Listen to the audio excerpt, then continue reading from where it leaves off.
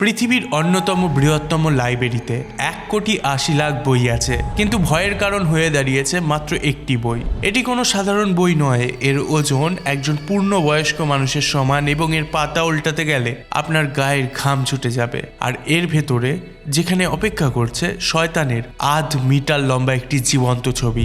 ইতিহাস বলে এটি সন্ন্যাসীরা লিখেছে, কিন্তু কিংবদন্তি বলে এটি এক রাতে শয়তানের সাথে চুক্তি করে লেখা হয়েছিল। চলুন আজ ডুব দেওয়া যাক দ্য ডেভিল বাইবেলের অন্ধকার ইতিহাসে। সুইডেনের ন্যাশনাল লাইব্রেরি হলো বর্তমান পৃথিবীর অন্যতম বৃহত্তম বই সংগ্রহের কেন্দ্র।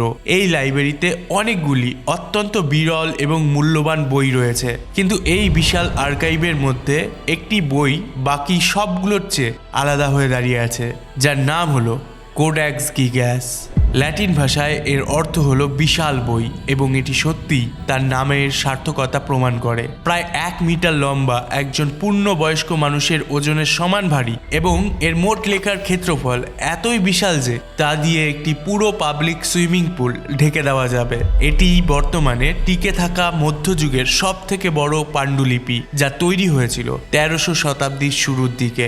হ্যাঁ, এটি অত্যন্ত প্রাচীন, এবং এই ধরনের বইয়ের মতো এতেও সম্পূর্ণ ল্যাটিন বাইবেল রয়েছে, কিন্তু এর বিশাল আকারের কারণে বাইবেল লেখা শেষ হওয়ার পরেও এতে অন্য কিছু লেখার জন্য প্রচুর জায়গা বেঁচে গিয়েছিল। তাই এর মধ্যে লেখা হয়েছে কিছু সাধারণ বিষয়, যেমন চিকিৎসা শাস্ত্রের লেখা, শোকবার্তা এবং একটি সম্পূর্ণ এনসাইক্লোপিডিয়া, কিন্তু বাকি যা লেখা আছে তা মোটেও সাধারণ নয়। এই বিশাল বইয়ের পাতার ভাঁজে লুকিয়ে আছে জাদুর মন্ত্র, রহস্যময় সব সূত্র এবং ওঝা দিয়ে ঝাড়ফুঁক বা ভূত তাড়ানোর বিস্তারিত নির্দেশিকা।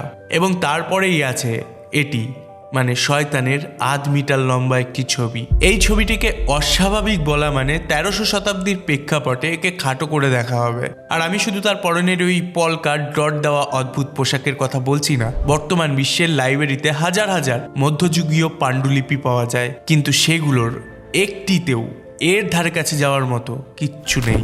এর আকার, এর বিস্তারিত বিবরণ এবং প্রথমেই বইয়ের মধ্যে শয়তানের একটি পূর্ণ পাতার ছবি অন্তর্ভুক্ত করার সিদ্ধান্ত, সব মিলিয়ে এটি অত্যন্ত নিয়ম বহির্ভূত। এর আকারের কারণে কোডেক্স গিগাস এমনিতেই একটি বিখ্যাত বই হতে পারত, কিন্তু এই অদ্ভুত ছবিটির কারণে এটি প্রায় কিংবদন্তির মর্যাদা পেয়েছে এবং একটি খুব মানানসই ডাকনাম অর্জন করেছে, দ্য ডেভিলস বাইবেল, শয়তানের বাইবেল। প্রশ্ন ওঠে, কে এই ছবিটি এখানে আঁকলো এবং কেন? এই প্রশ্নের সহজ উত্তর হলো আমরা নিশ্চিতভাবে জানি না, তবে একটি তত্ত্ব আছে, বা বলা ভালো একটি কিংবদন্তি আছে। দেখুন, গত 8 শতাব্দী ধরে শুধু এই বইটি টিকেই থাকেনি, এর সাথে লোকমুখে চলে এসেছে একটি অত্যন্ত ভুতুড়ে গল্প। আজ থেকে 800 বছর আগে তৎকালীন বোহেমিয়া, মানে বর্তমান চেক রিপাবলিকের একটি প্রত্যন্ত মঠে একজন বেনেডিক্টাইন সন্ন্যাসীকে এক জঘন্য অপরাধের জন্য মৃত্যুদণ্ড দেওয়া হয়েছিল। কিন্তু এটি কোনো সাধারণ মৃত্যুদণ্ড ছিল না। এই দণ্ডপ্রাপ্ত সন্ন্যাসীকে ইমিওর বা জীবন্ত দেওয়ালবন্দি করার আদেশ দেওয়া হয়েছিল। আপনি যদি 1300 শতাব্দীর মৃত্যুদণ্ড সম্পর্কে খুব একটা না জেনে থাকেন, তবে জানিয়ে রাখি, ইমিওরমেন্ট মানে হলো কাউকে জীবন্ত অবস্থায় চারিপাশ থেকে দেওয়াল গেঁথে তার ভেতরে আটকে রেখে মেরে ফেলা। এই ক্ষেত্রে সন্ন্যাসীকে তার নিজের মঠের দেওয়ালের ভেতরেই ইট দিয়ে গেঁথে ফেলার কথা ছিল। তাই স্বাধীনতা পাওয়ার এক শেষ মরিয়া প্রচেষ্টায় সেই সন্ন্যাসী প্রতিজ্ঞা করলেন যে পৃথিবীতে তার শেষ রাতে তিনি মঠের সম্মানে এমন একটি বই তৈরি করবেন যা সাধারণ কোনো বই হবে না। এটি হবে এমন এক বিশাল গ্রন্থ যা ধারণ করবে সমস্ত মানবজাতির জ্ঞান। একে আপনি 1300 শতাব্দীর উইকিপিডিয়া হিসাবে ভাবতে পারেন। সেই রাতেই সন্ন্যাসী সরাসরি কাজে লেগে গেলেন, কিন্তু খুব বেশি সময় লাগলো না তার এটা বুঝতে যে এক রাতে পুরো একটি বই লেখার প্রতিশ্রুতি দিয়ে তিনি নিজের ক্ষমতার চেয়ে একটু বেশিই বলে ফেলেছেন। তাই সাহায্যের জন্য মরিয়া হয়ে তিনি হাঁটু গেড়ে বসে প্রার্থনা শুরু করলেন। কিন্তু তিনি এই প্রার্থনা ঈশ্বরের কাছে করেননি, তিনি এটি করেছিলেন সরাসরি নরকের উদ্দেশ্যে। আর শয়তানও যথারীতি হাজির হলো এবং সন্ন্যাসীর অমর আত্মার বিনিময়ে তৈরি করে দিল পৃথিবীর দেখা সর্বশ্রেষ্ঠ বই। এই বইটি ছিল কোডেক্স গিগাস। কথিত আছে বইয়ের আসল লেখকের, মানে শয়তানের প্রতি শ্রদ্ধা হিসাবে সন্ন্যাসী পরবর্তীকালে শয়তানের ওই ছবিটি যুক্ত করেছিলেন। আমি জানি আপনি কি ভাবছেন, শয়তানের লেখা বই? সত্যি? আপনি যদি অদ্ভুত দশের নিয়মিত দর্শক হন তবে জানবেন যে আমি স্বভাবতই কিছুটা সংশয়বাদী, কিন্তু এই অসাধারণ বইটির অতিপ্রাকৃত বা বলা ভালো নরকীয় উৎসকে ভুল প্রমাণ করা আপনার ধারণার চেয়েও কঠিন, কারণ কোডাক্স গিগাক্সের গল্পের অনেক দিক সত্যিই বিভ্রান্তিকর। বইটিকে দিয়েই শুরু করা যাক। মধ্যযুগে একটি বই লেখা কোনো ছেলেখেলা ছিল না। এটি ছিল অবিশ্বাস্যভাবে সময় সাপেক্ষ একটি কাজ, যার জন্য অনেক ভিন্ন ভিন্ন দক্ষতার প্রয়োজন হতো। লেখা, ছবি আঁকা, ধর্মতত্ত্ব, এমনকি রসায়নবিদ্যাও জানতে হতো। আবার ধরুন, লেখার জন্য কালি ফুরিয়ে গেলে আপনার মতো তাদের কাছে অপশন ছিল না যে দৌড়ে গিয়ে দোকান থেকে কালি নিয়ে চলে আসবে। তাদের নিজেকেই সেটা মিশিয়ে তৈরি করতে হতো। এইসব কারণ এবং আরো অসংখ্য কারণে মধ্যযুগীয় পাণ্ডুলিপিগুলোর বেশিরভাগ বেশ কয়েকজন সন্ন্যাসী মিলে মাস বা বছর ধরে কাজ করে লিখতেন। কিন্তু কোডাক্স গিগাস আলাদা। গবেষকরা এই বিশাল বইয়ের পৃষ্ঠাগুলো অধ্যয়ন করেছেন এবং একটি মাথা ঘুরিয়ে দেওয়ার মতো সিদ্ধান্তে এসেছেন, অস্তিত্বে থাকা এই বৃহত্তম মধ্যযুগীয় পাণ্ডুলিপিটি সম্পূর্ণভাবে একজন মাত্র লিপিকরের লেখা, যার দক্ষতা ছিল অসাধারণ।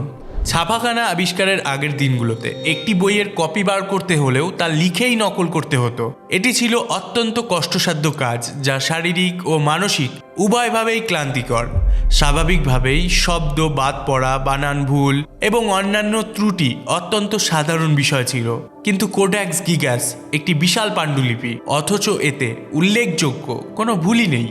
অনুমান ভিন্ন ভিন্ন হতে পারে, তবে অধিকাংশ বিশেষজ্ঞ বিশ্বাস করেন যে এই আকার এবং জটিলতার একটি বই তৈরি করতে একজন লেখকের দৈনিক পরিশ্রমের প্রায় 30 বছর সময় লাগতো, যা একজন ব্যক্তির পক্ষে সম্পূর্ণ জ্ঞানের সাথে এতটা ধৈর্যের সাথে এতটা সময় ধরে লেখা অবিশ্বাস্যের চেয়েও বেশি কিছু, বলা যেতে পারে প্রায় অসম্ভব। এখানে শুধু ভুলের অভাবই একমাত্র চোখে পড়ার মতো বিষয় নয়, হাতের লেখার গুণমানও দেখার মতো। এর শুরু থেকে শেষ পর্যন্ত অবিশ্বাস্যভাবে একই রকম। কয়েক দশকের সময়ের ব্যবধানে একজন লিপিকরের দৃষ্টিশক্তি, শক্তি, পেশি নিয়ন্ত্রণ, সাধারণ স্বাস্থ্য এবং দক্ষতার স্তর সবকিছুই পরিবর্তিত হয় এবং তার হাতের লেখার উপরেও এর প্রভাব পড়ে। প্রভাবটি ছোট বা বড় হতে পারে, কিন্তু যে কোনো ফরেন্সিক হাতের লেখা বিশ্লেষক সেই পরিবর্তন ধরতে পারার কথা। কিন্তু কোডাক্স গিগাক্সের ক্ষেত্রে 1 নম্বর পৃষ্ঠার লেখা 620 নম্বর পৃষ্ঠার লেখার থেকে একেবারেই আলাদা করা যায় না। কিন্তু যেমনটা আমরা জানলাম যে বৈজ্ঞানিক ধারণা হিসাবে বইটিকে কয়েক দশক ধরে লেখা হয়েছিল। এই সব কিছুকে একসাথে করুন। পাণ্ডুলিপির অবিশ্বাস্য আকার, এটি একজন মাত্র লিপিকরের লেখা এবং তার হাতের লেখার গুণমান, ধারাবাহিকতা ও নির্ভুলতা। আমরা কি এক সত্যিকারের রহস্যের মুখোমুখি হচ্ছি, নাকি যিনি এই জিনিসটি তৈরি করেছেন তিনি ছিলেন প্রায় অতি মানবীয়? সাহস করে বলা যায় হয়তো অলৌকিক বা অতিপ্রাকৃত। এরপরেও আপনি যদি এখনও শক্তভাবে সংশয়বাদী বা অবিশ্বাসী দলের হয়ে থাকেন তবে আমি আপনাকে দোষ দেব না, কিন্তু এখনই কোনো তাড়াহুড়া করে সিদ্ধান্তে পৌঁছাবেন না, কারণ আরও কিছু বাকি আছে। এই ছবিটির দিকে তাকান। অদ্ভুত কিছু লক্ষ্য করছেন? কোডাক্স গিগাক্স ভেলাম বা পশুর চামড়ার উপরে লেখা, যা সম্ভবত বাছুরের চামড়া দিয়ে তৈরি। ভেলাম সাধারণত অফ হোয়াইট বা মলিন সাদা রঙের হয়, ঠিক যেমন কোডাক্স গিগাক্সের ভেতরের বাকি পৃষ্ঠাগুলো, মানে বেশিরভাগ পৃষ্ঠা। কিন্তু এই ছবিতে আপনি স্পষ্টভাবে দেখতে পাচ্ছেন শয়তানের সেই অস্বস্তিকর ছবিযুক্ত পৃষ্ঠাটি আলাদা। এটি বাকিগুলোর চেয়ে অনেক বেশি কালো, যেন মনে হচ্ছে এটি আগুনে ঝলসানো হয়েছে। অনেকেই মনে করেন এই ঝলসানো আগুন নরকের আগুন। হ্যাঁ, বইটি একবার রহস্যজনকভাবে আগুন থেকে বেঁচে গিয়েছিল, যে বিষয়ে একটু পরেই আসছি। কিন্তু আমরা যতটুকু জানি এর পৃষ্ঠাগুলো কখনো পড়েনি।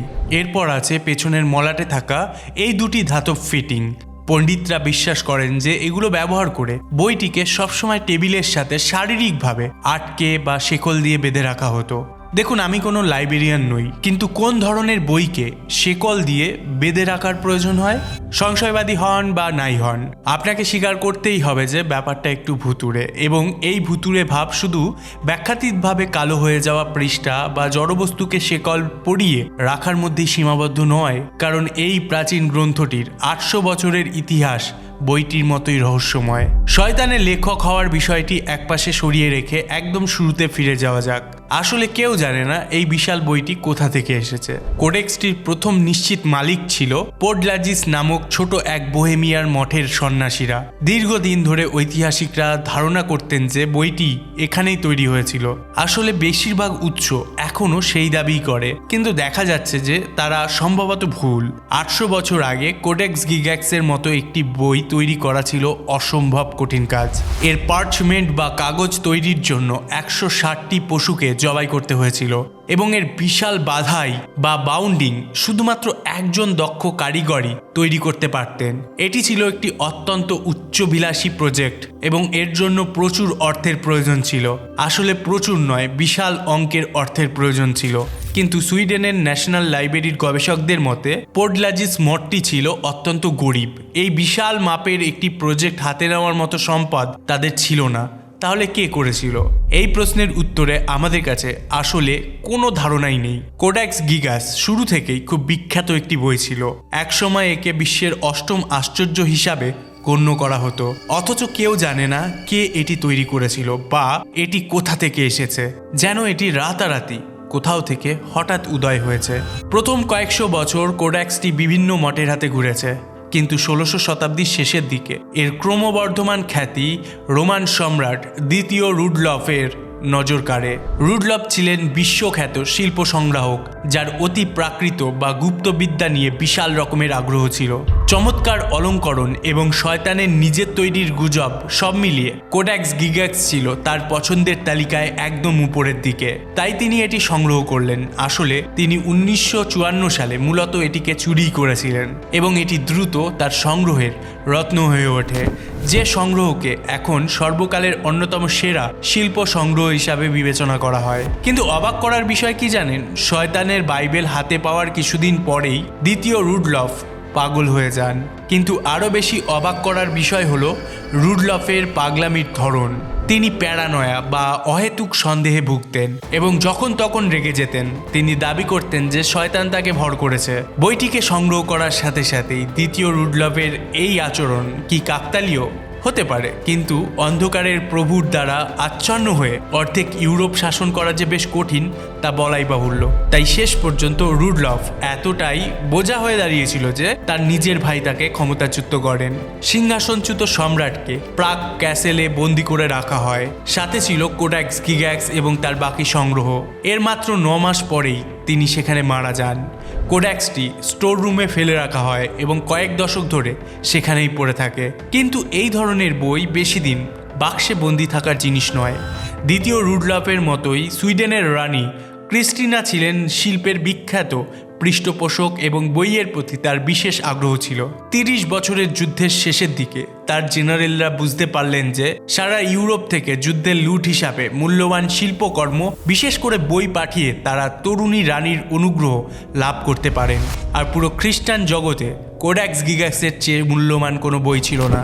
1968 সালে সুইডেন সেনাবাহিনী প্রাগ শহরে আক্রমণ চালায়, যা ছিল যুদ্ধের শেষ পদক্ষেপ। এই পুরো আক্রমণের মূল উদ্দেশ্য ছিল দ্বিতীয় রুডলফের সংগ্রহ এবং বিশেষ করে কোডেক্স গিগ্যাক্স লুট করা। সোজা কথায় এই জিনিসটার জন্য দেশগুলো আক্ষরিক অর্থেই যুদ্ধ করেছে। রানী ক্রিস্টিনা কোডেক্স গিগ্যাক্সকে স্টকহোমে তার প্রাসাদে রাখেন, যা ট্রে ক্রোনার বা 3 মুকুট নামে পরিচিত ছিল। বিশাল এই প্রাসাদটি প্রায় 4 শতাব্দী ধরে দাঁড়িয়েছিল, কিন্তু কোডেক্স আসার 50 বছরেরও কম সময়ের মধ্যে এক ভয়াবহ অগ্নিকাণ্ডে পুরো প্রাসাদটি পুড়ে মাটিতে মিশে যায়। প্রাসাদের লাইব্রেরির 75% বই ধ্বংস হয়ে গিয়েছিল, অথচ 75 কেজি ওজন এবং সম্ভবত ডেস্কের সাথে শিকল দিয়ে বাঁধা থাকা সত্ত্বেও কোডেক্স গিগ্যাক্স বেঁচে যায়। কিভাবে? গুজব আছে যে কোনো এক বলবান ব্যক্তি লাইব্রেরি পড়ার সময় কোনো মতে এটিকে জানলা দিয়ে বাইরে ছুঁড়ে ফেলেছিলেন, যা নিচে দাঁড়িয়ে থাকা কোনো এক বেচারা পথচারীর গায়ের ওপর পড়েছিল। ঐতিহাসিকদের মধ্যে দ্বিমত আছে যে এই অংশটি আসলেই ঘটেছিল কিনা, তবে বইয়ের বাধাইয়ে এমন কিছু ক্ষতি দেখা যায় যা অনেক উঁচু থেকে পড়ার সাথে সামঞ্জস্যপূর্ণ। যাই হোক, ট্রে ক্রোনরের অগ্নিকাণ্ড থেকে বেঁচে যাওয়া বইগুলো শেষ পর্যন্ত সুইডিশ ন্যাশনাল লাইব্রেরিতে পুনর্বাসিত হয়, যেখানে কোডেক্স গিগ্যাক্স আজও পাওয়া যায়। এই পর্যায়ে এটা বলা নিরাপদ যে এটি একটি জঘন্য রকমের অদ্ভুত বই। অজানা উৎস, অতিপ্রাকৃত দক্ষতাপূর্ণ লিপিকর, কালো হয়ে যাওয়া পৃষ্ঠা, পাগল সম্রাট, তালিকা চলতেই থাকে। তাই আসুন সত্যিটা মেনে নিই, শয়তান নিজেই এসে এই জিনিসটা লিখেছেন। কিন্তু এটা বিশ্বাস করতে হলে খুব কড়া নেশায় বুঁদ হয়ে থাকতে হবে। যেহেতু সজ্ঞানেই আছি, তাই চলুন একটু রহস্যের থেকে পর্দা তোলার চেষ্টা করি। সব থেকে ভুতুড়ে উপাদানগুলোর একটি দিয়ে শুরু করা যাক, শয়তানের ছবিযুক্ত এই অদ্ভুতভাবে কালো পৃষ্ঠাগুলো। আপনি হয়তো অনুমান করছেন যে ট্রে ক্রোনর প্রাসাদে অগ্নিকাণ্ডের সময় কোডেক্সের ওই পৃষ্ঠাটি খোলা ছিল, যে কারণে পৃষ্ঠাটি কালো হয়েছে। কিন্তু সত্যিটা আসলে এর চেয়ে সহজ। দেখুন, আপনি যখন ভেলাম বা পশুর চামড়ার কাগজকে সূর্যালোকের সংস্পর্শে রাখবেন, তখন এতে একটি বিশাল কালচে আভা বা প্যাটিনা তৈরি হবে। স্বাভাবিক পরিস্থিতিতে পুরো বই জুড়ে এই আভা সমানভাবে থাকার কথা, কিন্তু কোডেক্স গিগ্যাক্সের এই নির্দিষ্ট পৃষ্ঠা অন্যগুলোর চেয়ে অনেক বেশি বিখ্যাত, তাই এটি তার ভাগের চেয়ে অনেক বেশি সূর্যালোক পেয়েছে। শয়তানের কোডেক্সের পাতা নরকের আগুনে কালো হয়নি, মানুষের শতাব্দীর পর শতাব্দী ধরে চলা কৌতূহলের কারণেই ওতে দাগ পড়েছে। কোডেক্সটি সবসময় শেকল দিয়ে বেঁধে রাখা হতো। এই বিষয়টির ব্যাখ্যা আরও সহজ। দেখা যাচ্ছে এটি আসলে সেই সময়ের সাধারণ নিয়ম ছিল। সেই সময় সাধারণ বইগুলোও অত্যন্ত মূল্যবান ছিল। পুরো লাইব্রেরি ধরে বইগুলোকে তাদের তাকের সাথে শিকল দিয়ে বেঁধে রাখা মোটেও অস্বাভাবিক ছিল না। আর কোডেক্স গিগ্যাক্স তো ছিল মূলত অমূল্য, তাই এটাকে তালাচাবি দিয়ে আটকে রাখাটাই ছিল বুদ্ধিমানের কাজ। এরপর আছেন বেচারা বুড়ো দ্বিতীয় রুডলফ। কোডেক্স পাওয়ার কিছুদিন পরেই তিনি সত্যিই পাগল হয়ে গিয়েছিলেন, কিন্তু তিনি হ্যাবাসবার্গ বংশের একমাত্র শাসক ছিলেন না যিনি তার মানসিক ভারসাম্য হারিয়েছিলেন। হ্যাবাসবার্গ বংশ ছিল মানব ইতিহাসের অন্যতম হাস্যকরভাবে ইনব্রিড, মানে নিজের আত্মীয়দের মধ্যে বিয়ে করার একটি পরিবার। আপনি হয়তো ইতিমধ্যেই ইনব্রিডের কারণে হওয়া স্লেজ হ্যামারের মতো থুতনি লক্ষ্য করেছেন। মানসিক এবং শারীরিক সব ধরনের প্রতিবন্ধকতা এই রক্তরেখাকে জর্জরিত করেছিল। বাকি রইল আগুনের কাণ্ড। কোডেক্সটি ট্রে ক্রোনর প্রাসাদের আগুন থেকে বেঁচে যাওয়া অল্প কিছু বইয়ের মধ্যে একটি ছিল, কারণ সব থেকে দামি জিনিসগুলোকেই আগে বাঁচানো যৌক্তিক, তা সেগুলোর ওজন 1 টন হলেও। আর এই বইটিকে নিয়ে তো যুদ্ধ হয়েছিল। এবার প্রশ্ন আসে যে তাহলে কেউ কেন জানে না যে এই বইটিকে কে তৈরি করেছিল? এর কারণ এটি 800 বছর পুরনো এবং মধ্যযুগ ঠিক রেকর্ড বা নথিপত্র সংরক্ষণের স্বর্ণযুগ হিসাবে পরিচিত নয়। আপনি হয়তো এখানে একটি প্যাটার্ন বা ধরন লক্ষ্য করতে পেরেছেন। কোডেক্সটিকে ঘিরে থাকা অদ্ভুত গল্পগুলো অবশ্যই এই বিশাল বইটিকে রহস্যের চাদরে মুড়িয়ে দেয়, কিন্তু এর যে কোনো একটিকে একটু কাছ থেকে পরীক্ষা করলেই একটি সম্পূর্ণ যৌক্তিক ব্যাখ্যা বেরিয়ে আসার অপেক্ষায় থাকে। কিন্তু কোডেক্স গিগ্যাক্স কিভাবে এলো তার ব্যাখ্যা করবার জন্য কোনো নারকীয় হস্তক্ষেপের প্রয়োজন নেই।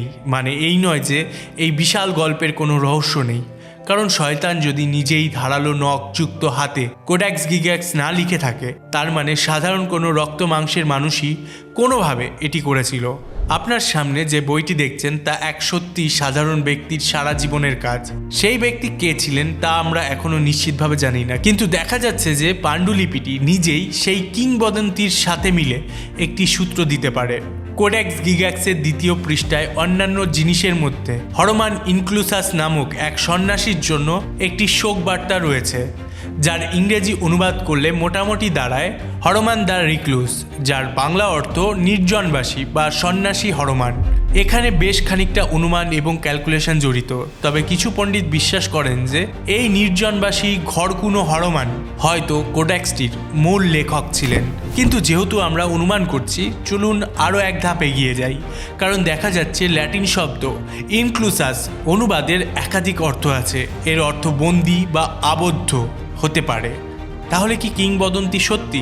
সেই সন্ন্যাসীর গল্প যে শাস্তি পেয়ে প্রার্থনার মাধ্যমে শয়তানকে দিয়ে বইটি লিখিয়েছিলেন সত্যি হলো আমরা সম্ভবত কখনোই নিশ্চিতভাবে জানতে পারবো না। কিন্তু আজ থেকে প্রায় 1000 বছর আগে যেই পালক কলম হাতে তুলে নিয়েছিল না কেন, কোডেক্স গিগ্যাক্স নিঃসন্দেহে সর্বকালের সেরা বইগুলোর মধ্যে একটি। এটি একটি সাহিত্যিক ক্যাথিড্রাল যা প্রায় অবিশ্বাস্যভাবে প্রতিভাবান এবং নিবেদিত প্রাণ এক ব্যক্তি একটি একটি শব্দ করে তৈরি করেছেন, অথবা এটি হয়তো খোদ শয়তানের লেখা প্রথম উপন্যাস। আপনি কোন শেষটিকে পছন্দ করছেন সেই সিদ্ধান্ত আমি আপনার উপরেই ছেড়ে দিলাম। তবে অবশ্যই কমেন্ট বক্সে জানিয়ে দেবেন।